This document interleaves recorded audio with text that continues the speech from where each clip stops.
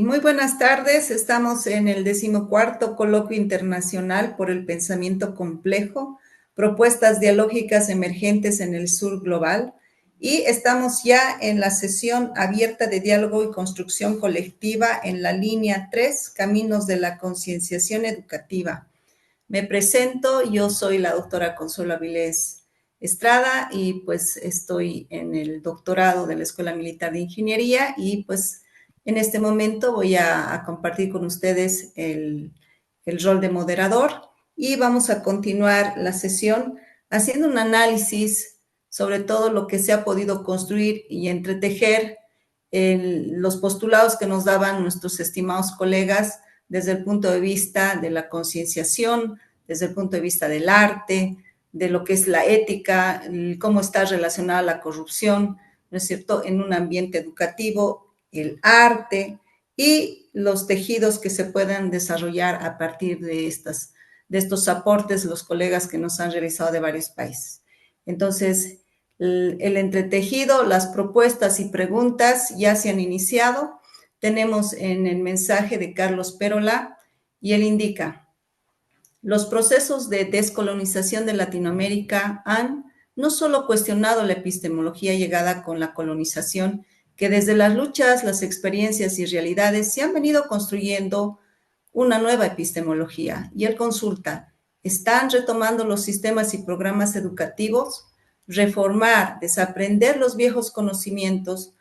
¿A partir de qué punto de partida se va a iniciar estos procesos? Entonces, invitamos a los colegas que están conectados a poder desarrollar la construcción y el diálogo para poder desarrollar, ¿no es cierto?, mayor conocimiento y mayor aporte dialógico reflexivo para construir dentro de lo que significa el pensamiento complejo. Si puede iniciar, doctor. Bien, comenzamos. Hay una pregunta que puede orientarnos también, ¿no? Que es la pregunta que había hecho el doctor Richard, que ahorita no lo veo que esté conectado, pero que de acuerdo al tema planteaba, bueno, a quién vamos a dirigirnos, ¿no? A quién va dirigido eh, esta esta reforma, ¿no? O sea, más que reforma, ahí embona, digamos, con lo que dice Carlos, ¿no? O sea que, ¿desde qué punto de partida, ¿no? O sea, cuando hablamos, digamos, de un punto de partida, siempre pensamos que hay un punto de llegada, ¿no? Sí, y entonces ese punto de llegada implica que ya se construyó o por lo menos ya se imaginó, o sea, ya tenemos, digamos, una idea de lo que queremos. Y en este caso estamos hablando de la humanidad en su interacción con todos los demás seres vivos y con todo el espacio geográfico físico del planeta. Tenemos un planeta entonces y desde ese punto de partida tenemos que lanzarnos hacia un punto de los seres vivos, que en este caso sería la especie humana. ¿A quién nos dirigimos? O sea, ¿qué humanidad queremos? ¿Qué humanidad estamos visualizando? En la realidad vemos de que la humanidad está súper dividida, que la humanidad ha formado grupos, ha tendido a formar grupos de asociaciones humanas y que esos grupos de asociaciones humanas van generando su propio interés, su propio movimiento y dentro de ese interés y movimiento, pues evidentemente que hay algo que los dirige y ese algo que los dirige es de alguna manera el planteamiento del modelo a nivel planetario que domina, ¿no? La esfera terrestre.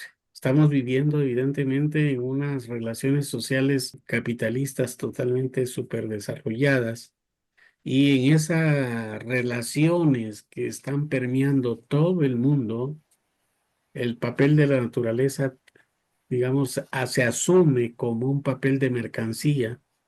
Los seres humanos se convierten en mercancía.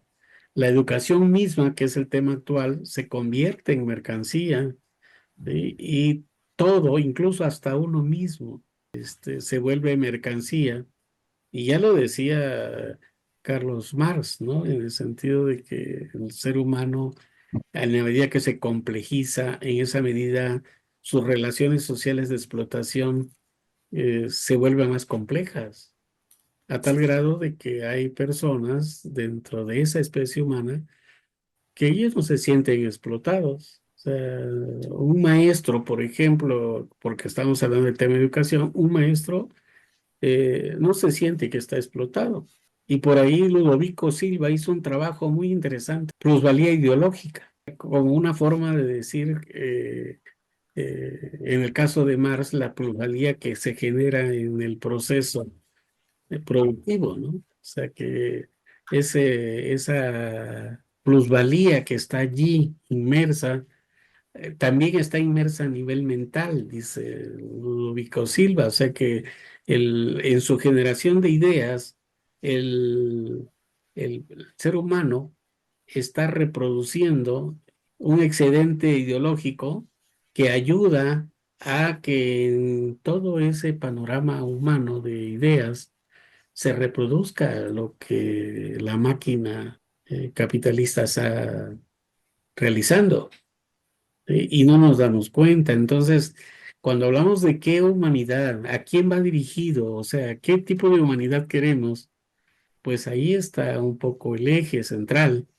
Queremos una humanidad que tenga, digamos, un contexto en donde ese contexto no solamente es lo humano, sino que es la vida en general, la vida en este planeta en general, o sea, el planeta mismo como una entidad viva, ¿sí? O estamos pensando solamente en la vida del hombre como uno de las formas de vida que existen en este hermoso planeta azul, ¿no? Entonces, aquí, digamos, la cuestión es qué humanidad estamos pensando. O sea, el contexto ahora actualmente es el planeta y nuestra mirada, nuestra conciencia tiene que elevarse de esa conciencia local que tenemos a la conciencia planetaria. Y ya lo comentábamos con el doctor Matul cuando expuso, o sea que no solamente era la visión de la cosmovisión planetaria, sino también la conciencia universal, cósmica, ¿no? Esa conciencia cósmica, pero ese nivel de conciencia se ha perdido, ¿no? Y él planteaba, digamos, dentro de su explicación desde los grupos ancestrales, cómo ellos recuperan esa parte, ¿no? De la unidad del individuo y lo cósmico. Entonces, ¿a qué humanidad nos referimos, Carlitos? Por lo menos pensemos ahorita a nivel de nosotros, o sea, ¿cómo estamos visualizando a la humanidad? ¿A qué humanidad nos vamos a dirigir? ¿Solo a la humanidad de los grupos ancestrales o a los no grupos ancestrales para poner una contraposición? ¿Sí? Como se habla indígena y no indígena, por ejemplo. O sea, podemos decir grupos ancestrales y los no grupos ancestrales, que son la mezcla que se derivó de la colonización que tuvimos, ¿no? Y que se fue generando un grupo de mestizajes, un grupo de entes humanos que ya no pertenecían propiamente a los grupos ancestrales, sino que ya venía generándose una mezcla, ¿no? Tenemos que ver que existe una diversidad ahora, ¿no? Una diversidad de grupos humanos asociados, o sea, porque donde quiera que uno ve, siempre hay grupos asociados, aunque se diga que uno está solo, no es cierto, siempre forma parte uno de una asociación humana, ya sea de deportes, ya sea intelectual, ya sea de amigos, etcétera, ¿no? Entonces, ese es el punto de entrada. ¿A quién nos dirigimos? Cuando hablamos de educación, ¿a quién nos dirigimos? O sea, ese es el punto, ¿no? Carlitos, sí me gustaría que opinaras también para que pudiéramos entrar ya en este diálogo con todos los demás presentes, ¿no? Gracias, Pedro, por pasarme la palabra. Consuelo, ¿de qué país viene? De Bolivia, Cochabamba. Gracias. Bolivia, hermoso lugar y lucha dividida que traen ustedes ahí adentro, con una gran experiencia en esto que yo llamo la epistemología y del sur. Voy a decirle así porque creo que hay una epistemología que nos llegó de Europa, ¿verdad? Y con esa estamos reflexionando muchísimas cosas que aquí escucho. Y las, digamos, nuevas epistemologías, ¿verdad? Con un intento de esclarecer eso que Pedro de Jesús Ovalle menciona. Yo creo que esa es el punto de partida.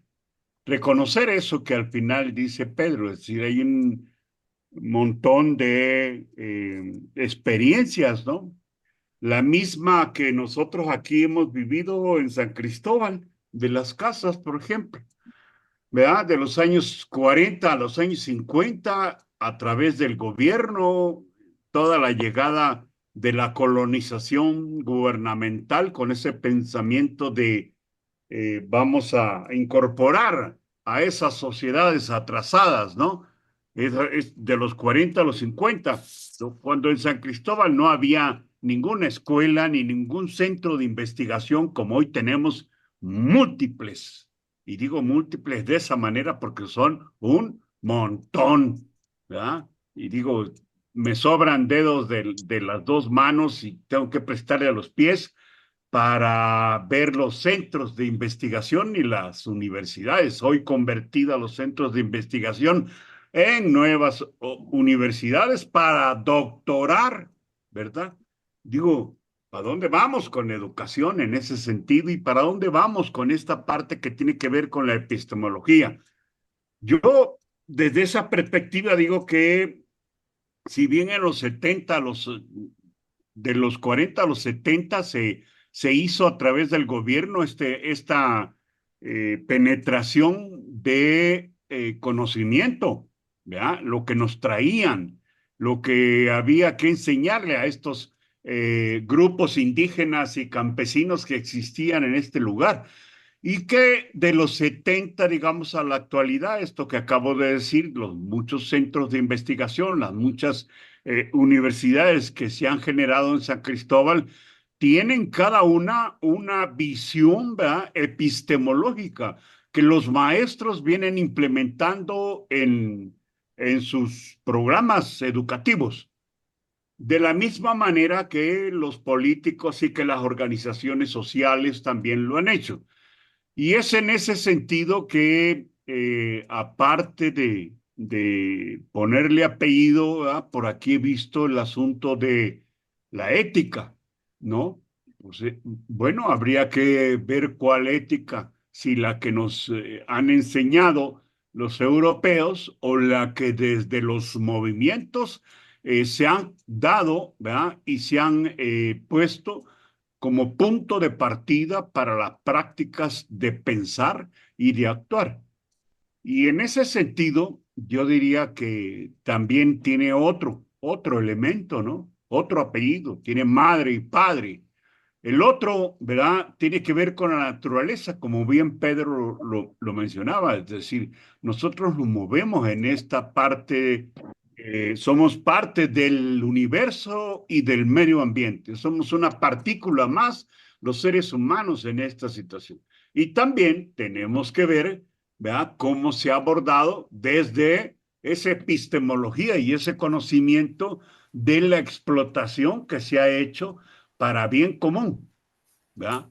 Porque aún en el capitalismo y en el universo de neoliberalismo es bajo una justificación de servirle a la humanidad, que le sirva a la humanidad, explotar los mantos petrolíficos, el agua, etcétera, para el servicio a la comunidad. Nada más que algunos lo venden y otros no lo venden. Y entonces, yo sí consideraría que esto que Pedro me había insistido, y le agradezco mucho la insistencia de introducirme en este pensamiento complejo, del cual yo le digo, vengo desde hace mucho tiempo en ese pensamiento complejo, pensando en esa complejidad, ¿verdad? También, pero con estos cuatro elementos que acabo de mencionar, la parte epistemológica, ¿verdad?, enseñada por Europa y del cual partimos muchísimos. En este momento estamos abordando ya algunos elementos que es difícil deshacernos de ellos. La otra parte que tiene que ver con la descolonización de esa epistemología. Y también habría que ver, creo yo, ¿verdad? Esta parte de las luchas y no necesariamente confundir que las universidades, los centros de investigación son el epicentro, y aquí es donde yo le pondría el énfasis. ¿De qué punto de partida estamos analizando los conceptos, los criterios, la epistemología, el conocimiento?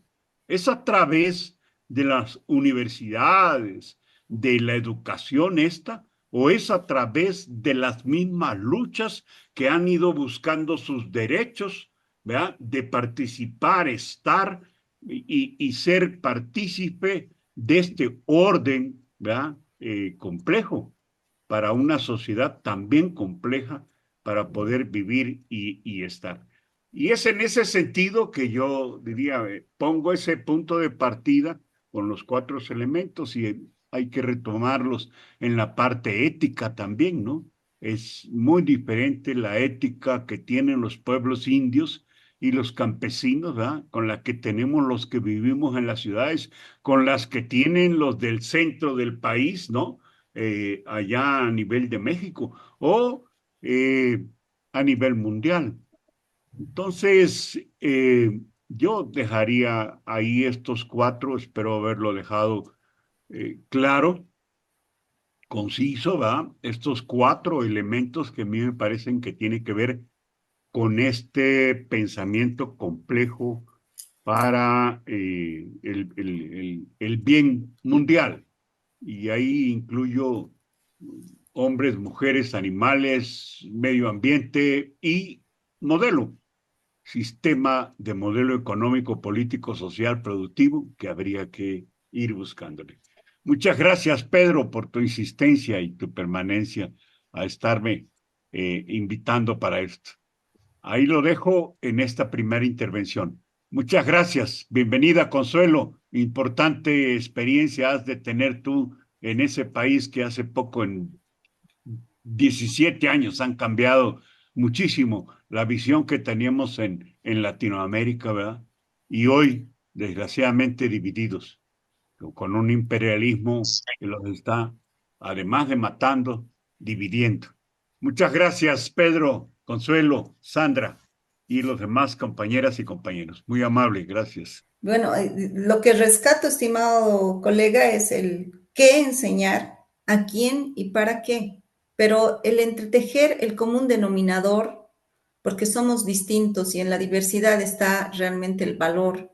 No somos mestizos, estamos utilizando conocimiento europeo, tenemos que rescatar nuestros saberes, tenemos que rescatar nuestra cultura y tenemos que aprender, como usted dice, habrá una epistemología andina, habrá una epistemología de las raíces que nosotros a las cuales debemos regresar, pero abandonando lo que ya hemos construido, esa es una pregunta que usted había indicado, ¿no? ¿Desde qué punto de partida? Desaprender viejos conocimientos, rescatar lo bueno, desaprobarlo todo. Y aquí viene una consulta que quisiera hacer a la doctora Pozzoli, ¿no? Para que ella pueda también darnos un poco de su perspectiva a partir del método Implexo, ¿no? El común denominador del ser humano, más allá de la cultura, más allá de la epistemología que puede filosofar, reflexionar, el común denominador será la sensibilidad y la conciencia del ser humano. Le paso la pregunta, estimada doctora. Nosotros los docentes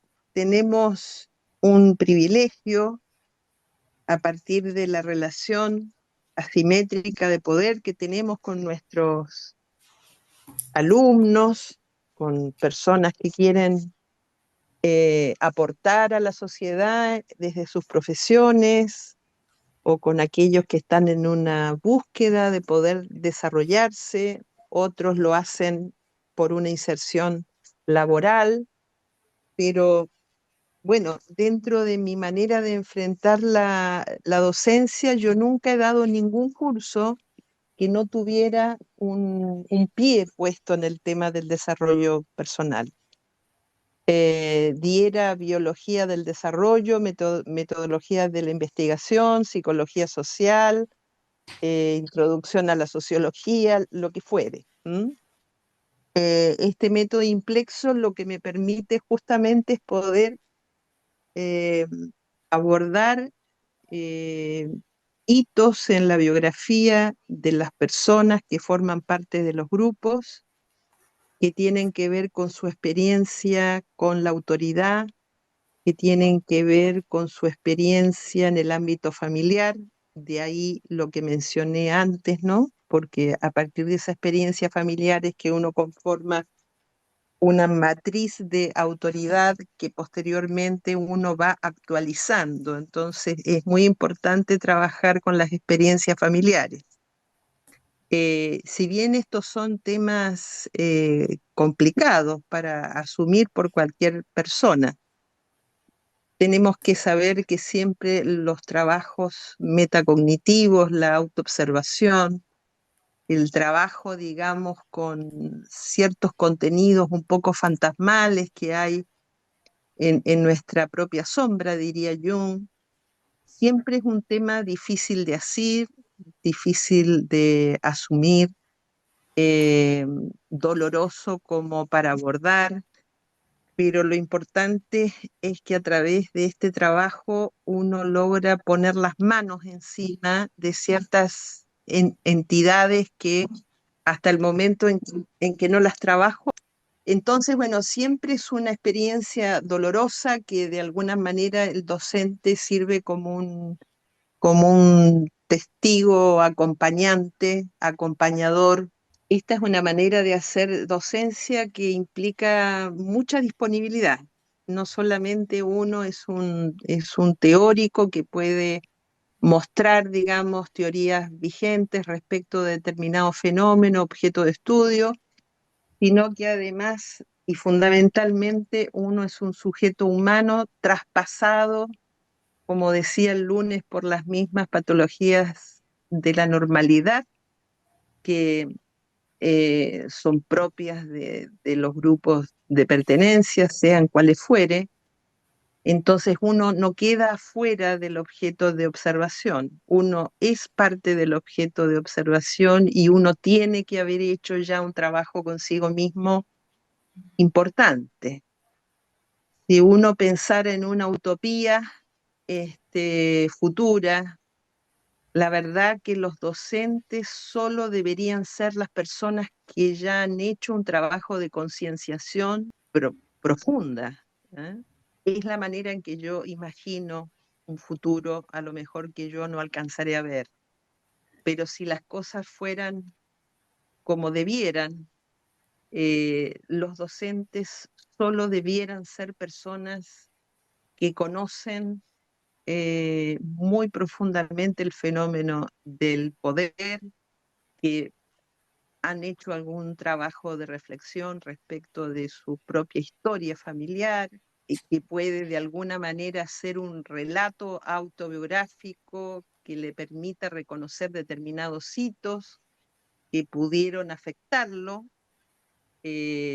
Todas estas profesiones que tienen una relación directa con el otro, el asistente social, el médico, el profesor, el maestro de kinder, los profesores de doctorado, de magíster, todos los que trabajamos con otras personas, debiéramos tener muy abordado eh, cómo hemos cimentado nuestra matriz de autoridad, nuestra satisfacción de deseos fundamentales en nuestra primera socialización, qué es lo que esperamos de los otros, de qué manera interlocutamos con los otros, en qué lugar ponemos al otro, eh, entendiendo que uno simplemente es un puente, una especie de gestor o de coordinador, pero que finalmente lo que el otro logra es producto de las capacidades que el otro tiene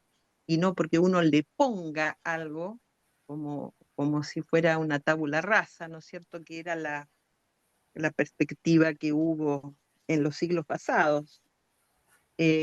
Entonces, la verdad que es un trabajo que uno no debiera hacer de manera azarosa, sino con una intencionalidad, un sentido de la existencia, un sentido ético, como se habló hoy, que tiene que ser muy importante porque nosotros somos objeto de observación, somos un modelo de ser humano que está en un lugar privilegiado respecto de un grupo y, y de un grupo que siempre está en ciertos niveles de vulnerabilidad o de escasez o de limitación. eh, Se integra a ese grupo porque va a buscar algo que le falta y se supone que uno lo tiene. Entonces ya esa misma concepción de las cosas determina una simetría de poder que puede ser peligrosa.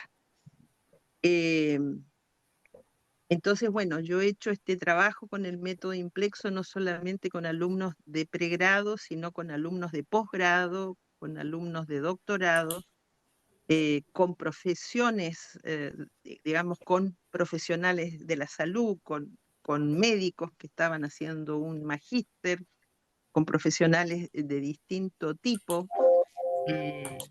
No solamente con personas cercanas a las ciencias sociales, muchas veces con contadores auditores, con militares, con policías, que realmente fue un espacio de un develamiento eh, de las realidades que habían vivido y que estaban viviendo, y era un camino que iban recorriendo a partir de ciertas provocaciones a través de autores, a través de ciertas lecturas y a través también de un trabajo reflexivo muy profundo que se hacía a través de ensayos o de cuentos cortos, o de bitácoras de vida, bueno, visualización de materiales artísticos, podían ser videos, películas, obras de arte, canciones.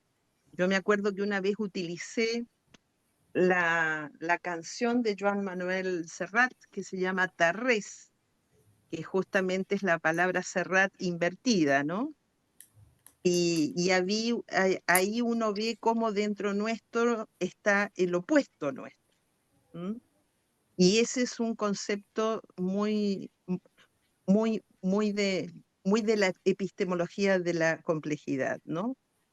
Cómo hay una oposición que nos cohabita y que de alguna manera tenemos que saber integrar para que podamos estar más sanos. Podríamos hablar muchísimo sobre estos temas, no quiero darles lata eh, al respecto, pero bueno, aprovecho a decir que estoy muy feliz de haber compartido, de estar compartiendo con todos ustedes. Las exposiciones han sido de un nivel muy bueno, a excepción de un par que vi que no tenían mucha fundamentación con el pensamiento complejo, pero igualmente eran trabajos hechos de manera muy concienzuda, con un análisis teórico profundo sobre el estado del arte, de los temas que habían elegido, de los objetos de estudio que habían elegido. Recibí con mucho agrado la ponencia de Cristian hoy, la primera conferencia magistral que hubo hoy, porque sin duda por el tema de la concienciación y por su manera de enfrentar este objeto de estudio, resultó muy cercano a una manera que yo creo que es muy dinámica de presentar para poder mantener los niveles de motivación de los oyentes, ¿no?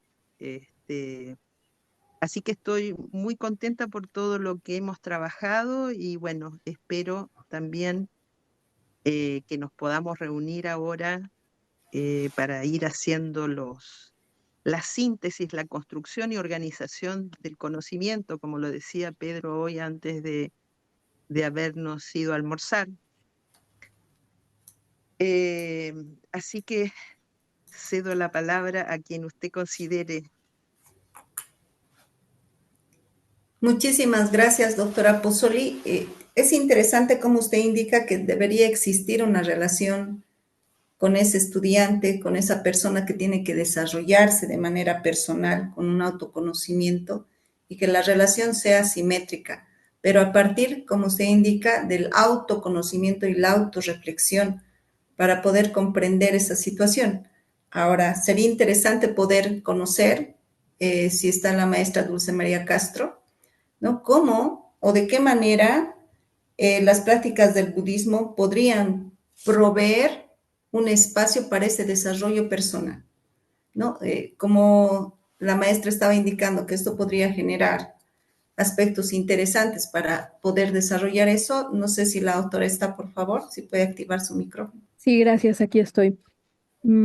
Pues hemos tenido, bueno, primero gracias por la pregunta.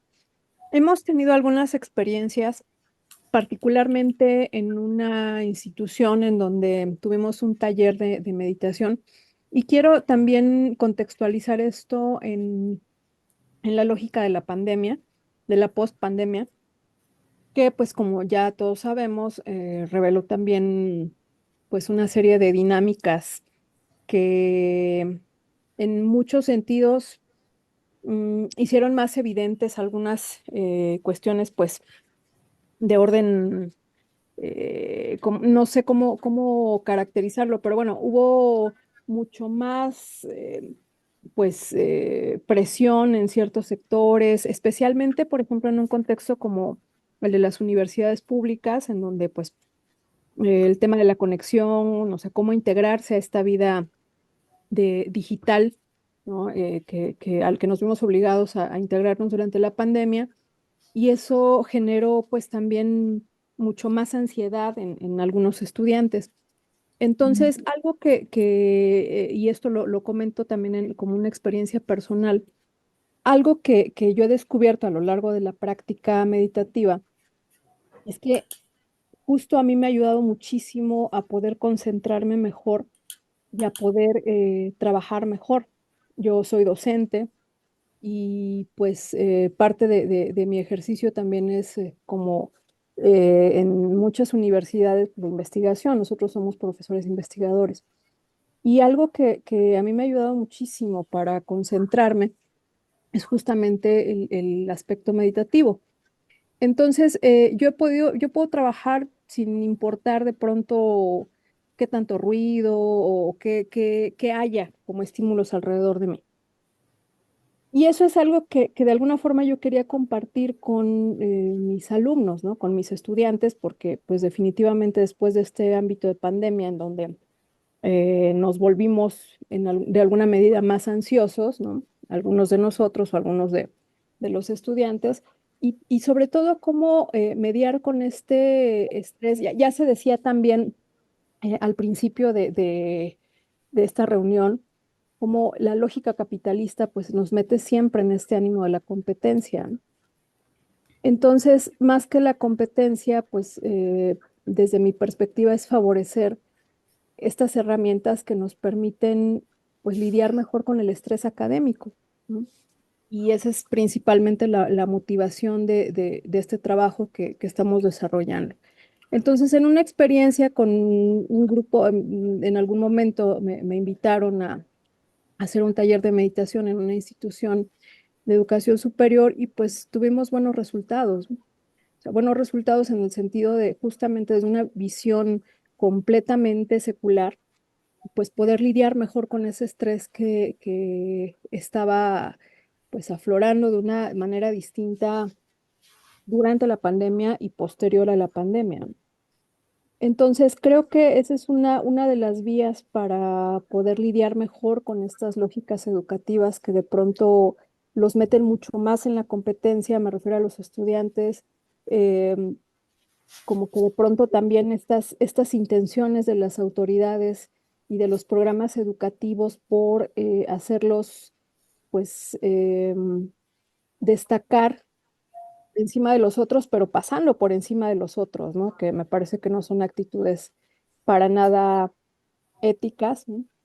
y que incluso reflejan también a veces el comportamiento de algunos docentes que pues no solamente maltratan a sus estudiantes, sino que justamente les hacen mucho más complicada el tránsito por una institución educativa, ¿no?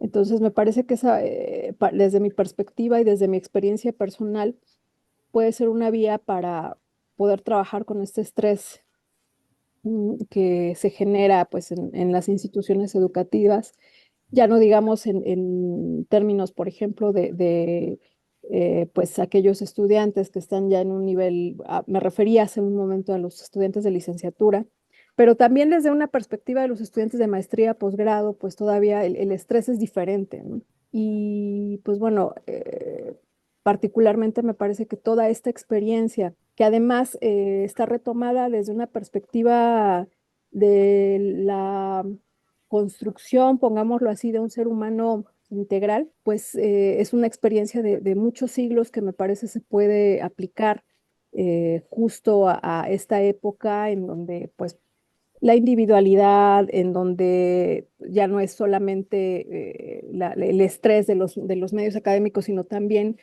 todo lo que plantea la dinámica de las redes sociales, ¿no? Em, pues de alguna forma puede abordarse y puede trabajarse desde esta perspectiva que si bien tiene un origen espiritual, o más bien como lo vemos algunos desde un sistema filosófico que integra desde mucho tiempo antes que Occidente, esta visión del humano no solamente como cuerpo, sino como cuerpo, conciencia y mente, pues de alguna forma puede abonar en las instituciones de educación superior, pues para poder lidiar con muchísimas dinámicas. Y pues se suma a esto también la propia situación social, ¿no? Política, económica. Particularmente yo he tenido estudiantes que han atravesado por situaciones muy complejas. Por ejemplo, me viene a la mente un estudiante que iba con su pareja, con su novia y fue asaltado y desafortunadamente la novia murió y él sobrevivió, ¿no?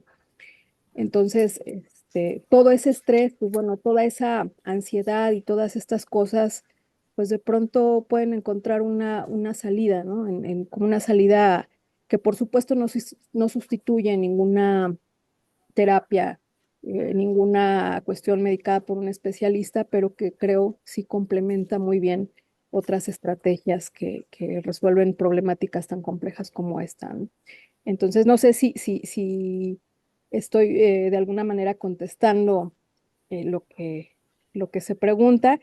Y pues creo que también al final del día, porque también escuché algunas intervenciones que hablaban, por ejemplo, de los seres sintientes. Y pues bueno, eso también es parte de la perspectiva que de alguna forma se integra o de alguna forma más bien concibe este budismo, particularmente el que les comentaba en la intervención, que concibe pues a los seres sintientes como en la generalidad, pues como personas que además tienen en sí misma la potencialidad de crecer. Y creo que eso es también parte de lo que siempre se trabaja en una institución educativa, ¿no? Esta potencialidad para el crecimiento en todos los sentidos, no nada más el crecimiento académico, sino también el crecimiento como personas, ¿no? Y digamos, ahí lo dejaría también como en términos de la reflexión, ¿no? Muchas gracias. Muchísimas gracias, estimada doctora. Usted indicaba que en estos caminos de concienciación desde el ámbito educativo le ha sido de mucha utilidad lo que significan las prácticas budistas como la meditación. Y obviamente usted lo ha utilizado, por lo que acabo de entenderle, como una estrategia de afrontamiento a la ansiedad que ellos han podido desarrollar después de la emergencia sanitaria que se ha dado a nivel mundial, ¿no? Pero, y hay algo que me llama la atención, la lógica capitalista, ¿no? La falta de ética que se tiene con el hecho de llegar a la meta y ser el mejor y ser el primero, dejando de lado lo que significa el reconocer al otro como igual o el reconocer, ¿no? El derecho del otro a estar también bien. Hay muchos puntos que ahorita se han comentado, están los planteamientos que hizo Carlos, está ahorita esta parte de un poco la dualidad que planteaba María Teresa Pozzoli, la comprensión, esta parte de la meditación que ahorita dijo Dulce, la parte de la competencia que estás preguntando, ¿no? Y la cuestión de la filosofía. Bien, respecto a la competencia, o sea, sabemos que el sistema capitalista se sustenta en la competencia, ¿no? O sea, esta ansiedad por, por presentar un producto, una mercancía que tenga mayor demanda, ¿no? Por parte de la población. Y en esa carrera, pues, va aparejada, digamos, la ciencia, la tecnología al servicio de esta competencia.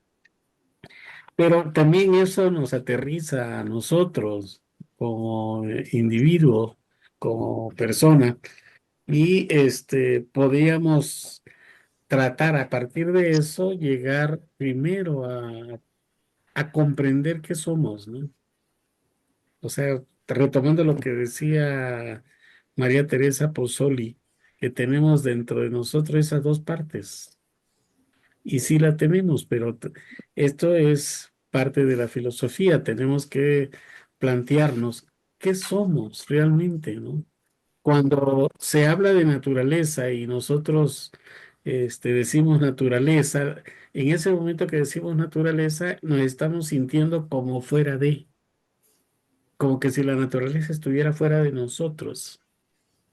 ¿Sí? Y no está fuera de nosotros, nosotros estamos dentro de la naturaleza. O sea, es la naturaleza, pero cuando nos separamos, en ese momento vemos, no le damos importancia pues a que nosotros estamos insertos en esa parte de la naturaleza. Tratemos de ver entonces si la naturaleza es, digamos, nuestro contexto y somos parte de ella. Tratemos de ver entonces como naturaleza, nosotros como naturaleza, qué es lo que nos dice la naturaleza, porque lo que nos dice la naturaleza es lo que somos. O sea, lo que nos dice la naturaleza es lo que somos. ¿Qué somos? Digamos, tenemos al interior de nosotros esa dualidad que vemos en la naturaleza. Por ejemplo, vemos el sol, pero el sol tiene un papel muy importante para la Tierra y pues de alguna manera es parte importante de la vida. Tenemos por otro lado la luna, pero la luna no tiene esa preponderancia que tiene el sol, porque solamente refleja la luz del sol y nos llega a nosotros esa luz del sol, pero como se dijo en la mañana cuando Matula hablaba, ese movimiento que tiene la luna también nos afecta como planeta. Entonces, si afecta al planeta, nos afecta a nosotros. Pero esa dualidad que nosotros estamos observando y que lo observamos claramente para los que tienen ojos para ver, porque hay gente que no levanta la mirada hacia arriba y se queda corto en esa parte. Entonces, digamos que tenemos esas dos luces, esas dos dualidades, y esas dos dualidades las tenemos internamente nosotros porque somos naturaleza también. Y si nosotros observamos nuestro cerebro, vamos a tener que tenemos también esas dos partes. Tenemos una parte en donde está, digamos, esta racionalidad o la razón operando, y tenemos la otra parte que no opera con esa razón, ¿no? Que es justamente la intuición y que está totalmente relacionada y parte de lo que el sentimiento, el corazón emana, ¿no? Entonces, tenemos, digamos, esa dualidad interna. O sea, comprender que nosotros internamente tenemos esa dualidad, la podemos ayudarnos a decir qué es lo que queremos decir fuera de nosotros, a los otros, a nosotros, o sea, a la notredad, ¿no? Que me está relacionando, que me está llamando, ¿sí? Bien, esa parte entonces de la dualidad la tenemos. Ahora, si queremos nosotros trascender esa dualidad, o por lo menos no desaparecer la razón, porque no se puede, sino abrir la razón, o sea, porque de eso se trata, hay que abrirla, o sea, hay que hacerla abierta. Requerimos de algunas herramientas, de algunas acciones, como lo señalaba por ahí Dulce, la meditación. O sea, eso nos lleva al silencio, ¿verdad? El silencio es importante, pero el silencio no significa de que vamos a dejar de hablar. El silencio está aquí. O sea que si voy a hacer la meditación, implica poder silenciar la mente para que la mente no reciba tanta información como recibe y pararla. O sea, detenerla, entrar a esa pausa de la meditación que implica, como bien lo decía, ir desapareciendo los ruidos. Y eso lo hacemos, además que no nos ponemos a pensar.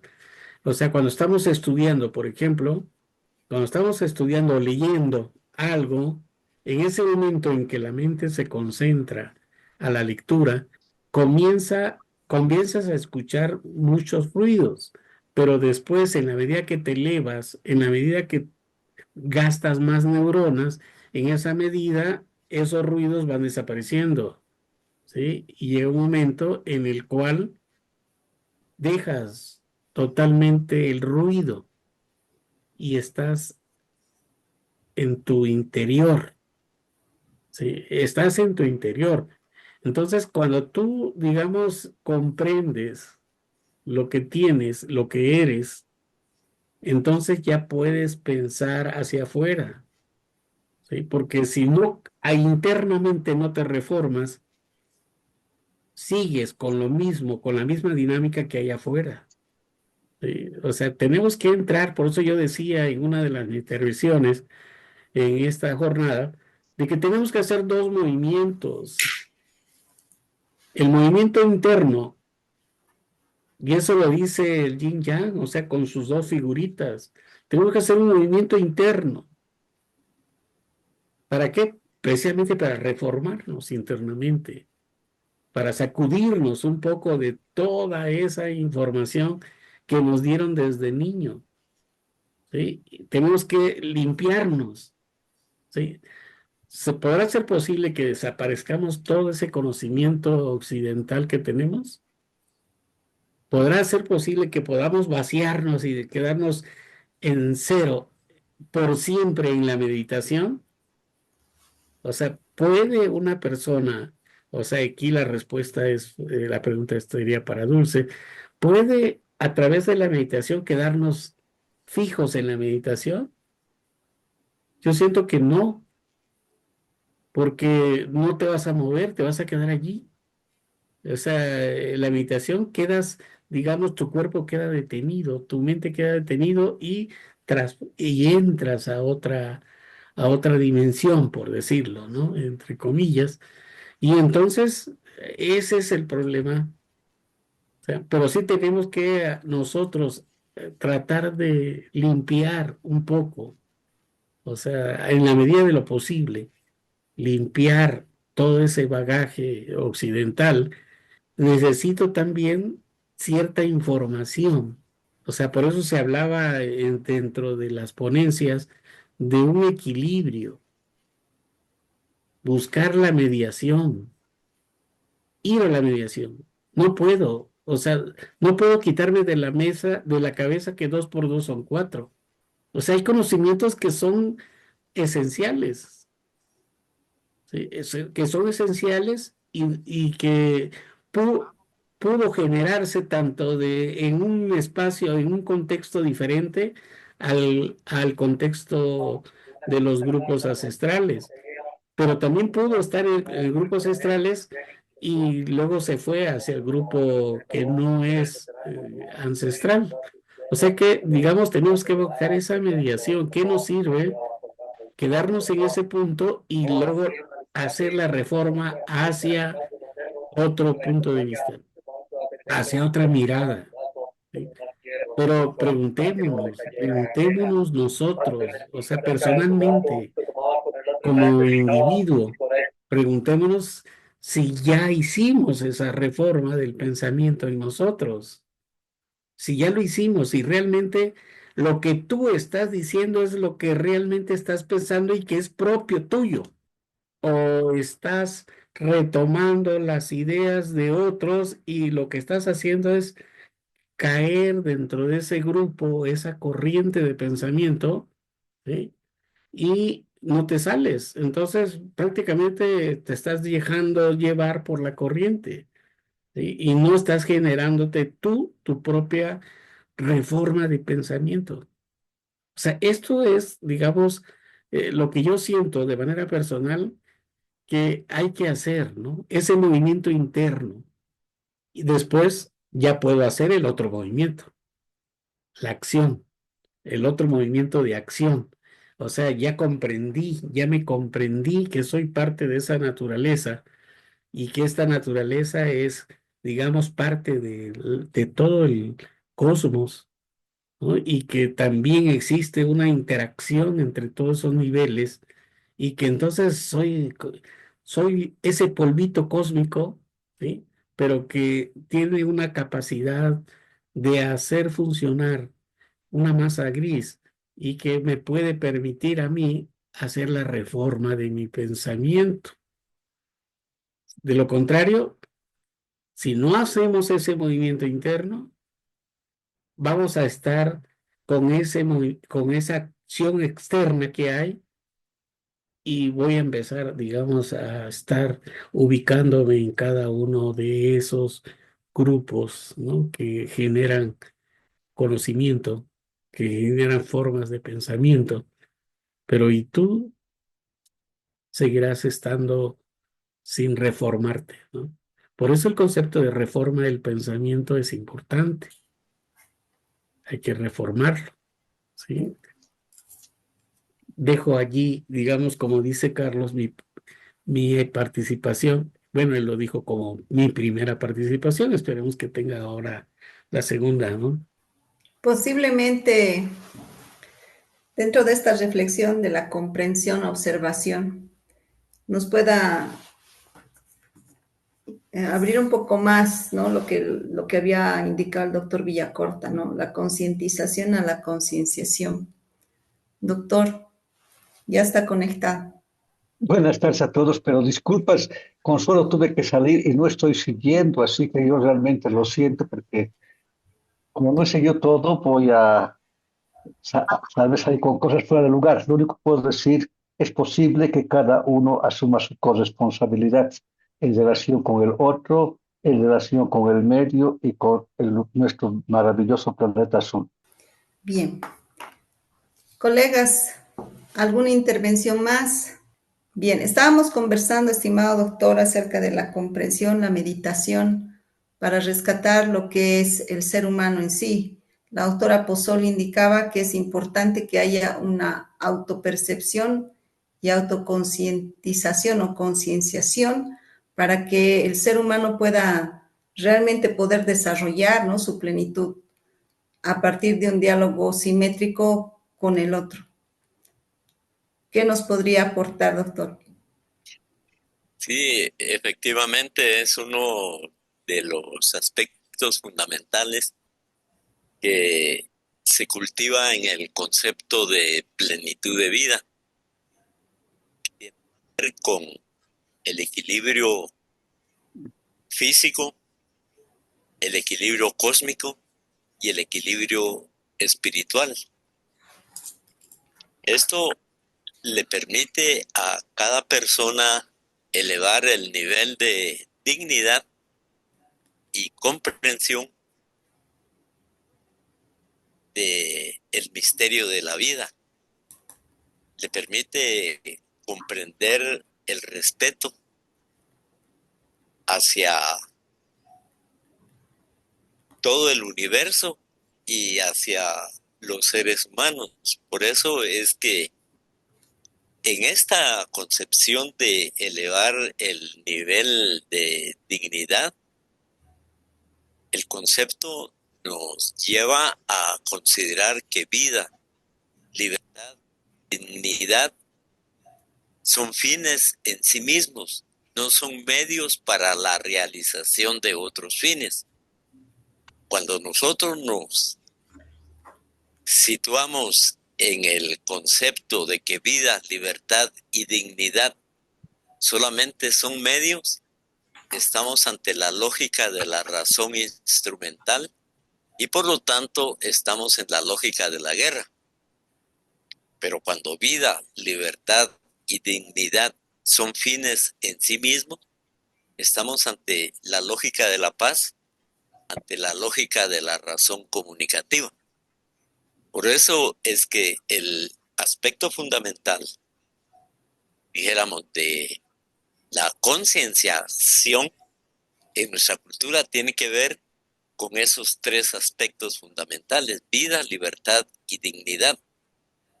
Y eso nos permite tener relaciones amables, fluidas, armónicas. Hay principios que se hablan, por ejemplo, en idioma maya quiché, as in zakat, quiere decir, sin usted yo no estoy completo. De manera que ese principio es fundamental en los estudios, dijéramos, de las ciencias emergentes, que tienen que ver con el principio de complementariedad. Y bueno, le decimos a una persona ajin zakat, le decimos a los animales ajin zakat, sin usted yo no estoy completo. Le decimos a las estrellas, sin usted yo no estoy completo. Le decimos al universo, le decimos a la madre tierra. Entonces, eso nos va permitiendo, y quizá haya sido la clave por resistir 500 años que se están cumpliendo ahora aquí en Guatemala. La invasión fue en 1524 y hoy estamos en el 2024, justamente acabamos de cumplir 500 años el 20 de febrero, que nos ha permitido estar en esa relación en otro nivel del nivel de imposición, porque todos estos conceptos que donde lo importante es la vida, por eso nuestra cultura es biocéntrica, donde lo más importante es la dignidad, donde lo más importante es la libertad. Eso obligó a que los invasores españoles y la jerarquía eclesiástica y los curas representantes del nacionalcatolicismo español nos colocaran por esa manera de pensar en situación de herejía. Lo mismo, no hay ninguna diferencia ahora que en algunos centros de educación conservadores, cuando se empieza a trabajar el pensamiento complejo, exactamente igual los tratan de herejes porque no pasan por la racionalidad exclusiva. Entonces a veces hay mucho rechazo para este pensamiento. De manera que lo que nosotros hemos logrado cultivar, que es importante en el proceso educativo y es importante en este cambio de civilización, es la creación de campos de conciencia, campos educativos, campos de aprendizaje. Y en ese sentido nosotros valoramos mucho. Yo desde que conocí este campo de conciencia, este campo educativo que se llama Coloquio Internacional por el Pensamiento Complejo, siempre hago lo posible por asistir, porque es un campo de conocimiento. Yo creo que esa es la función que nosotros debemos de seguir desarrollando, donde quiera que estemos, que sería la práctica, llevar a la práctica ya el pensamiento complejo. No mucho me gusta hablar de ecopraxis o de pero sí la manera de concretar los conocimientos es justamente, sería la praxis de la complejidad, en que nos convertamos en comunicadores, en creadores de los campos de conciencia. Este es un campo muy importante a nivel internacional. A veces yo lo comento con los guías espirituales de la nación maya quiché y les digo que hay otro campo de conciencia que piensa igual que ustedes, que se llama la Sociedad por el Pensamiento Complejo, y tiene una actividad anual. Y es como una milpita que va creciendo, que hay que echarle agua, que hay que podar y hay que mantenerla viva. Porque seguramente en la medida en que nosotros no fortalezcamos la educación, que es, a nuestro juicio, es el fundamento principal para operar los grandes cambios y estar preparados para este encuentro civilizatorio que está en emergencia. Porque la pregunta es, ¿qué vamos a hacer el día que nos digan que esta civilización que nació con la revolución industrial ya no está presente, que ya no tiene ninguna posibilidad de vigencia? Entonces hay un hermano que está escribiendo un libro que se llama Un día después de la civilización industrial. Y porque las cosas se pueden precipitar de un lado a otro, de un momento a otro, de un tiempo a otro. Y lo que nosotros deseamos es que esta conciencia, complejidad, esta conciencia de la comprensión, esta conciencia de la espiritualidad como ciencia, pueda prevalecer en los corazones. Recuerdo alguna vez haber estado en el Ecuador y platicaba con afroecuatorianos, una comunidad, y en una de las conversaciones salió esto, pues, ¿verdad? Y ellos comentaban, mire el principio tan hermoso. Cuando camino con el pensamiento, ando con el corazón. De nada me sirve caminar con el pensamiento si no ando con el corazón. Por eso, cerebro y corazón van juntos. Y es justamente lo que el pensamiento complejo plantea. Y es justamente lo que las culturas de Abya Yala desde siempre hemos venido planteando en redes de conversación. Fíjese que la red en el calendario sagrado maya tiene su día especial, se llama Cat, la red. Entonces, hay ceremonias en que vamos a agradecer, vamos a conversar con esa red del universo que está donde quiera que nosotros estemos. Por eso nadie escapa al contexto, porque es el contexto del universo. Entonces, esas conversaciones en red, como este coloquio internacional por el pensamiento complejo, y seguramente habrán otras iniciativas, en idioma quiché se llama Cat Bal Tzig, es decir, la red de conversaciones y pensamientos para sacar un nuevo conocimiento.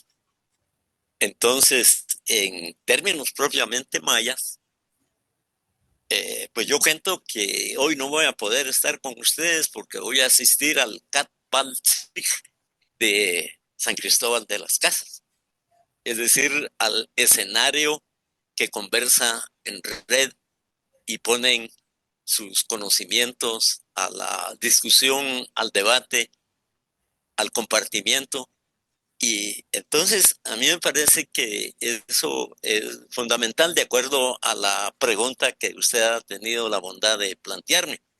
Y disculpe que abuse del tiempo, pero eh, es uno de los aspectos fundamentales que a veces en las universidades o en los diferentes centros académicos, mucha gente no participa. Se hacen preguntas y no, porque estamos acostumbrados, y no digo es una cultura, sino es una costumbre de la pedagogía de la respuesta, porque no tenemos la pedagogía de la pregunta. Entonces en las universidades he planteado yo la posibilidad de abrir por lo menos 2 semestres de hablar. Y como ahora en las universidades se dice matemáticas 1, matemáticas 2, entonces digo yo, tienen que cursar el curso de hablar y hablar 2, que nos pongamos a hablar sin agenda y sin nada, hablar de la vida. Y entonces es lo menos que se hace. A veces tenemos temor de entrar al Katbalzig, como lo estamos haciendo ahora, ¿no? Esto es maravilloso porque tal vez yo no sé en qué fecha exactamente nació la Sociedad por el Pensamiento Complejo. Algún día lo voy a saber para averiguar cuál es su nahual, es decir, cuál es su pauta de relación con el cosmos. Y quisiera tener bastante tiempo para que todos los asistentes al Katbalzig de San Cristóbal de las Casas tuvieran también, me dieran sus fechas de nacimiento, pero es imposible, para ver cuál es su pauta cósmica, cuál es el principio que les va a permitir elevar su dignidad, elevar su libertad y dejar de ser instrumentos, porque lo que ahora somos rehenes del racionalismo, somos rehenes del positivismo. Y justamente estos campos del conocimiento fortalecen todas las manifestaciones para la liberación epistémica. Y nos reunimos aquí como talentos. En otras condiciones, en otros congresos, nos reunimos como objetos, ¿no?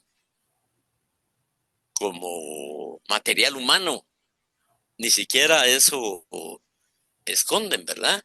Como recurso. Le dicen a uno cuántos recursos humanos tienes. Y en mis clases, cuando me dan oportunidad de trabajar en la universidad, yo tengo unas primeras semanas difíciles, porque primero les saludo como constelación de aprendientes. Nunca han oído ese término.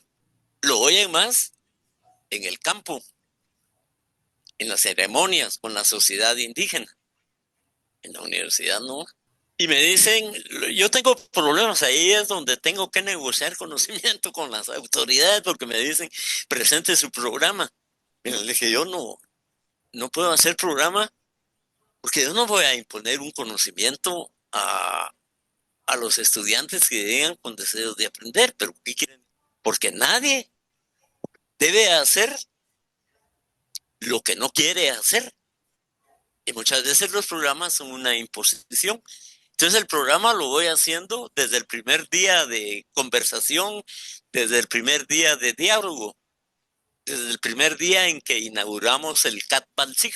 Pero mire que los estudiantes se sienten pero totalmente desvinculados de un ejercicio académico, porque están acostumbrados que les entreguen el programa, que les den toda la bibliografía, que a los 8 días le hagan el primer quiz, la comprobación de lectura y que el profesor les diga qué es lo que tienen que hacer. Cuando se sienten en libertad, realmente no hayan que hacer. Pero en la medida en que vamos avanzando, las clases a veces, porque los primeros en las primeras 4 clases, en los primeros 4 diálogos hay un silencio total, nadie se atreve. Pero después, la clase es de 3 horas y a veces nos consumimos 4 porque no se quieren ir. Y siguen trabajando en las verdaderas universidades. Esas es donde nosotros hemos aprendido. Las universidades han sido los patios de la universidad, las cafeterías, los lugares de paseo, porque allá hablamos con libertad, no está la razón vigilante. Y le voy a decir algo que, perdonen, pero tengo que decir la verdad. Yo en un tiempo bebí y también en las cantinas era un Catbalsí, que era un centro de conocimiento, porque ahí compartíamos y ya desinhibidos de todo. Entonces todo eso va generando un proceso activo que está al margen de todo el pensamiento burocrático. Y entonces hemos aprendido, fíjense que a mí me ha tocado defender a mis comunidades en los tribunales de justicia. Hace poco hubo un problema de agua en una comunidad cerca de la que estaba hablando mi hermano Rolando Alonso ayer. Y entonces yo hice la defensa de acuerdo a todos los principios de la cosmovisión. Porque la cosmovisión, el pensamiento complejo, la física cuántica, la ecología profunda, lo que estudian es la belleza del funcionamiento del universo. Entonces, ese es el punto fundamental que me sirvió a mí para hacer una defensa de los tribunales de Occidente. La poesía del agua. ¿Y por qué? Los poetas del agua estaban defendiendo el agua. Bueno, en el primer debate, toda la racionalidad se me vino encima y pues me tocó defenderme con la poesía del universo. Y el juez racional, el juez que no toma en cuenta el tercer incluido en los procesos de resolver conflicto, se conmovió con toda la poesía y nos dio la razón. El primer debate lo ganamos. Después de eso, el juez me llamó y me dijo, mire, estoy satisfecho porque nunca había oído todo lo que representa el agua para la humanidad, para los pueblos. Y le voy a decir que el abogado acusador, cuando nosotros le entregamos la propuesta suya a su defensa, después de que la leyó, dijo, ¿qué voy a hacer yo con esta poesía? Ni yo mismo me había dado cuenta que había hecho una poesía para defender a la comunidad en los tribunales de justicia. No obstante, el abogado acusador planteó una nueva audiencia y entonces yo tuve que mejorar la poesía y al final ganamos la discusión. Por eso digo que la educación, por eso digo que el arte, por eso digo que la poesía es fundamental para la gran transformación que allá viene. Y les quiero confesar otra cosa, que me gusta mucho el coloquio, porque pone en diálogo al arte y al arte y a la ciencia. El arte tiene mucho que decirle a la ciencia y la ciencia tiene mucho que decirle al arte. Pero eso uno no lo ve, sino que lo ve fuera en estos campos de conocimiento, fuera de las instituciones burocráticas. Entonces, uno de los grandes problemas que uno tiene es la burocracia. Pero también esto mismo de la complejidad del Catbalsig le va desarrollando a uno muchas posibilidades de poder negociar conocimiento. Aunque parezca raro, pero la negociación de epistemologías con las burocracias es importante.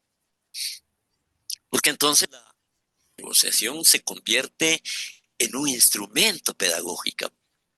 La negociación se convierte en un acercamiento fraterno. Con eso termino. La primera vez que tuvimos que negociar con el gobierno muchas cosas a favor de los pueblos indígenas, lamentablemente a mí me tocó. 2 cosas voy a terminar. Y tuve que llegar y yo presidía era el jefe de negociadores de los pueblos indígenas. Todos los del gobierno nos dijeron así, con toda la cuestión racionalista y de imposición. ¿Y ustedes qué quieren? Bueno, lo que queremos es conversar con usted. Solo eso quieren, no quieren tierras, no quieren esto, que andan gritando en las calles. No, es conversar, hagamos un catbalsig. Y de repente de la conversación saldrán algunas propuestas nuestras y algunas propuestas de usted. Y no lo creían. Y empezamos a trabajar y a trabajar. Logramos las reformas al Código Municipal, logramos las reformas a la descentralización del Estado con criterio multiétnico, multilingüe y pluricultural. Después que odiaban toda la cosmovisión, los funcionarios de gobierno querían saber cuál era su nahual, cuál era su pauta de comunicación con el universo. Y resultamos amigos, en la calle nos encontramos y nos queremos como hermanos. Porque esa es la pauta de la vía dialógica, ¿no? Es la pauta del cabahuil, del doble mirada. Y en eso pues somos mensajeros de paz, somos mensajeros de esperanza, somos mensajeros de ternura, somos mensajeros de bondad, somos mensajeros del amor. Aunque se burlen de nosotros a veces cuando hablamos en las clases de amor, pero nos estamos refiriendo al amor del universo. Y alguien me decía la vez pasada, fíjate que con tus clases, hermano, me dicen, yo resolví mis problemas en el hogar, porque nunca había valorado tanto a mi esposa, ni nunca le había dado su lugar cósmico. Y ahora yo ya hice mi constelación pequeña que se va a ampliar con la constelación de primos, tíos y todo, hasta formar esa gran comunidad. Y yo creo que hay aspectos fundamentales que debemos trabajar en la educación, en las instituciones, pero creo que también estos campos de conocimiento que estamos construyendo y que yo agradezco mucho que me den la oportunidad de... Y me parece importante que lo hagamos cada año, porque tenemos un año de silencio, porque si no nos silenciamos, pues toda la vida estaríamos hablando y ya no habría nada de qué hablar. Pero en el silencio nos recuperamos, guardamos energías y volvemos con nuevas propuestas. Muchas gracias. Muchísimas gracias, doctor. Excelentes palabras para reflexionar y entretejer vida, libertad y dignidad. Eso se rescata, son 3 palabras que el doctor Ovalle va... No, solamente para comentarle al amigo Daniel, la fecha de cuando se formó la sociedad académica para que pueda hacernos ese ejercicio, ¿no? Es el 14 de diciembre del año 2007. Muy bien, yo les voy a hacer el trabajo y en estos días se lo envío para decirle cuál es su piedra, cuál es su mineral, cuál es su planta, cuál es su animal, cuáles son las energías, para que tengan una amplitud y nos vamos a llevar grandes sorpresas. Bien, o sea, vamos a usar ese nahual para tenerlo como nuestra mascota de la sociedad. Así es. Fíjense que una cuestión muy importante es que nosotros cada vez que toma posesión un presidente o los representantes del organismo ejecutivo, necesariamente tienen que dar su fecha y eso lo publican. Averiguamos cuál es su nahual. Y nos llevamos las grandes sorpresas. Por ejemplo, la fiscal que está ahora y que tiene muchos problemas, su nahual es la energía 13 Tzi. Es decir, ella nació para hacer justicia, para ser abogado. Ya depende cómo lo hagan, si lo hacen bien o lo hacen mal, pero hay una coincidencia importantísima en todas las fechas de nacimiento porque tenemos una herencia cósmica. que me hubiera gustado trabajarla en la mañana, pero es muy difícil. Y bueno, muchas gracias, hermano doctor Pedro. Yo con mucho gusto le voy a enviar lo que podríamos decir es su herencia genética de la Sociedad por el Pensamiento Complejo. Bien, tenemos una pregunta en el chat, doctor Ovalle, para usted. Indica, Pedro, ¿reformar es sinónimo de cambio? Tenemos una forma, y cuando decimos reformar, lo que queremos decir es no desaparecer totalmente la forma, porque hay cosas, como señalaba hace rato, no se pueden modificar, ya lo tienes dentro. ¿Sí? Lo que podemos hacer es quitar aquellas deformaciones que tenemos y generar, digamos, una nueva forma, una reforma. O sea, a eso se refiere, ¿no? Cuando hablamos de reforma. Hay un cambio, pero no es un cambio total, ¿sí? Sino que podemos decir hay un cambio mediado, hay una mediación, ¿no? En el que te permite a ti pasar de cierto desorden que tienes dentro a un orden. O sea, aplicando esta cuestión que hemos hablado del orden-desorden y que tiene que ver con la segunda ley de la termodinámica, ¿no?